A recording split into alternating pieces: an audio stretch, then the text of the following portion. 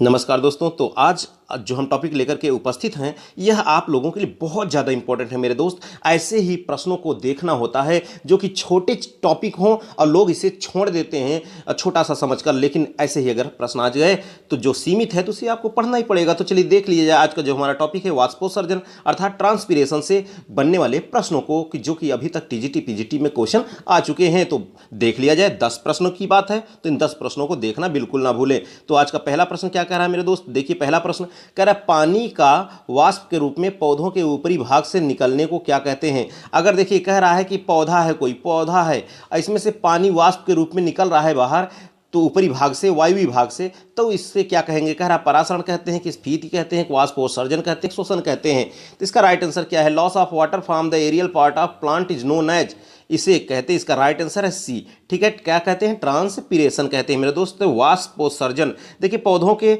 वायवीय भागों से जल का वाष्प के रूप में उत्सर्जित होने की क्रिया कहलाती है वाष्पोत्सर्जन, और वाष्पोत्सर्जन की क्रिया मुख्यतः हरी पत्तियों द्वारा होता है।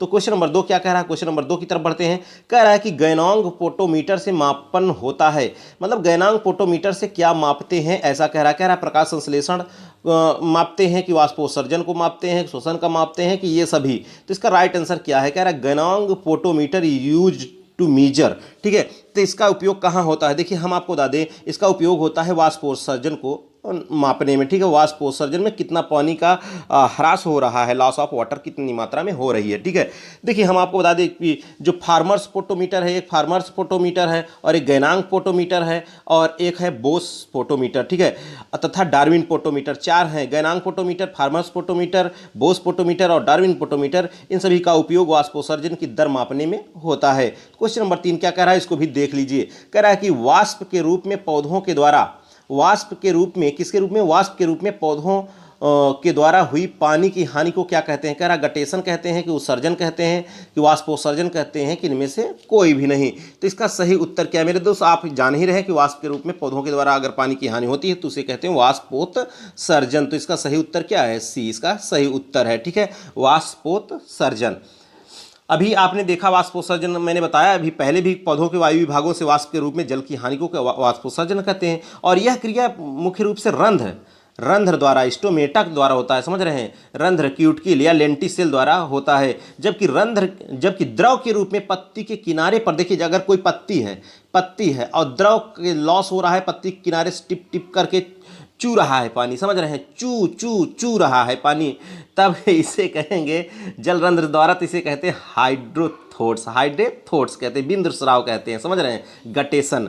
चलिए अगला प्रश्न क्या कह रहा है, 4 नंबर का क्वेश्चन कह रहा है बिंदु स्राव होता है। कह रहा है बिंदु स्राव किसके द्वारा होता है, कह रहा है कि रंध्र द्वारा, जल रंध्र द्वारा, ए और बी दोनों द्वारा कि उपर्युक्त सभी। इसका सही उत्तर क्या है दोस्त, इसका सही उत्तर है जल रंध्र द्वारा होता है। किसके द्वारा होता है, जल रंध्र द्वारा। ठीक है, अभी हमने बताया कि द्रव के रूप में पत्ती के किनारे पर स्थित जलरंध्र जो हाइड्रोथोस द्वारा जल की हानि को क्या कहते हैं, गटेशन या बिंदु स्राव कहते हैं। ठीक है, चलिए क्वेश्चन नंबर 5 की तरफ बढ़ते हैं। क्वेश्चन नंबर 5 देखिए कह रहा है कि वाष्पोत्सर्जन की दर अधिक होती है। कब वाष्पोत्सर्जन की दर अधिक होती है, मतलब अगर कोई वृक्ष है, कोई पेड़ है, इसमें से सबसे ज़्यादा पानी की हानि कब होगी, मतलब जब पानी की हानि हो जाएगी तो मुरझुरा जाएगा, इसकी पत्तियाँ चुरमुरा जाएंगी, समझ रहे हैं। तो कब ये ज़्यादा मुरझुराएगा, जब टेम्परेचर क्या हो जाएगा, बढ़ जाएगा। जब टेम्परेचर बढ़ेगा तभी तो अपने बचाव के लिए पानी को क्या करेगा, लॉस करता है। तो कह रहा है कि वातावरण वाष्प से संतृप्त होता है, कोनो नौटंकी नहीं चलेगी। कह रहा है प्रकाश अत्यंत मंद होता है, जब मंद रहेगा तो कहाँ हानि होगी। कह रहा है वातावरण शुष्क हो, मतलब सूखा हो मौसम, और तापमान अधिक हो, हाँ बिल्कुल यही होना चाहिए। ठीक है, तो इसका राइट आंसर क्या है, सी, मतलब तापमान अगर अधिक है, वातावरण शुष्क है, तब वहाँ वाष्पोत्सर्जन की दर क्या हो जाएगी, बढ़ जाएगी, समझ रहे हैं।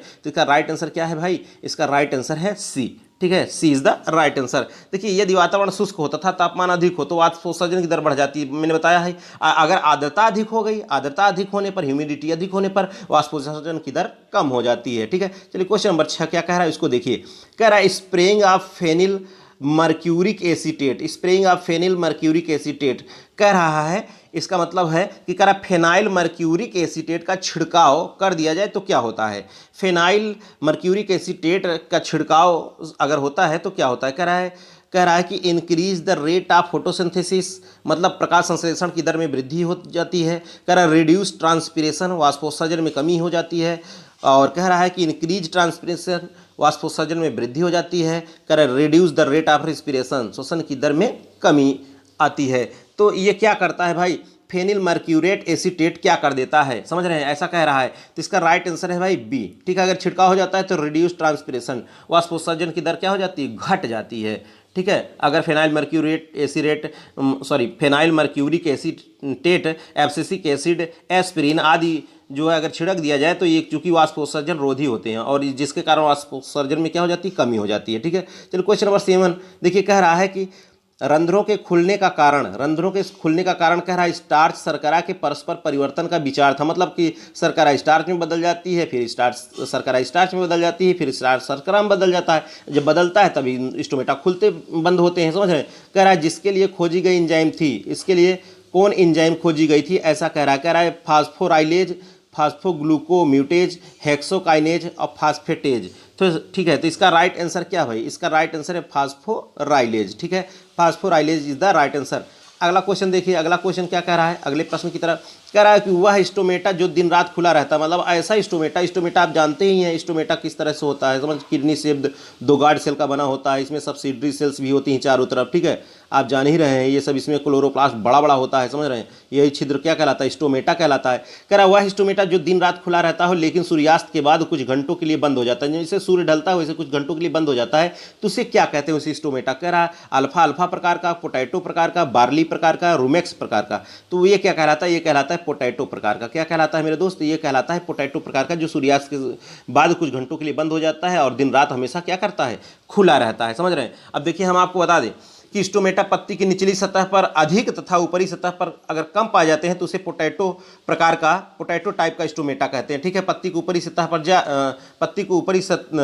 सतह पर कम और निचली सतह पर अधिक हो, समझ रहे हैं, तो उसे पोटैटो टाइप स्टोमेटा कहते हैं। जैसे आलू मटर टमाटर, समझ रहे हैं, किसमें, आलू मटर और टमाटर, इनमें स्टोमेटा दिन रात खुला रहता है, केवल सूर्यास्त के बाद ही शाम को कुछ घंटों के लिए क्या होता है, बंद हो जाता है।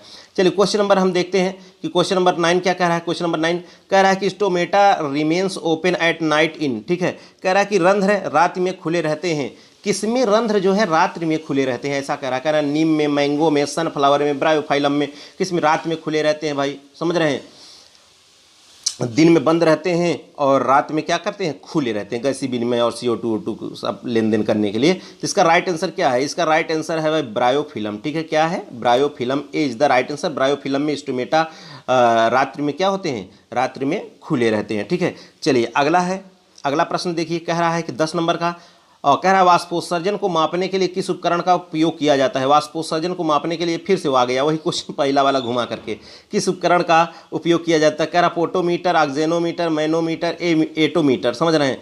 देखिए एक होता है पोटोमीटर, आप सबसे पहले हम बता दें, एक होता है पोटोमीटर और एक होता है पोरोमीटर। ठीक है, पोरोमीटर, ठीक है, एक पोटोमीटर है और एक होता है पोरोमीटर।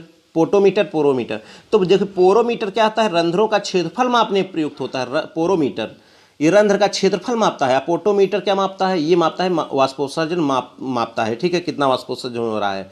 अब मैनोमीटर क्या करता है, मूल दाब मापता है, समझ रहे हैं। तो इसका राइट आंसर क्या हो जाएगा, इसका राइट आंसर है potometer is the right answer. तो दोस्त उम्मीद करता हूँ कि ये लेक्चर आपके लिए काफ़ी उपयोगी होगा, आपको अच्छा लगा होगा। ठीक है, तो चलिए आज की वीडियो में हम बस यहीं तक रखते हैं, फिर मिलेंगे नेक्स्ट लेक्चर के साथ। Okay, thank you.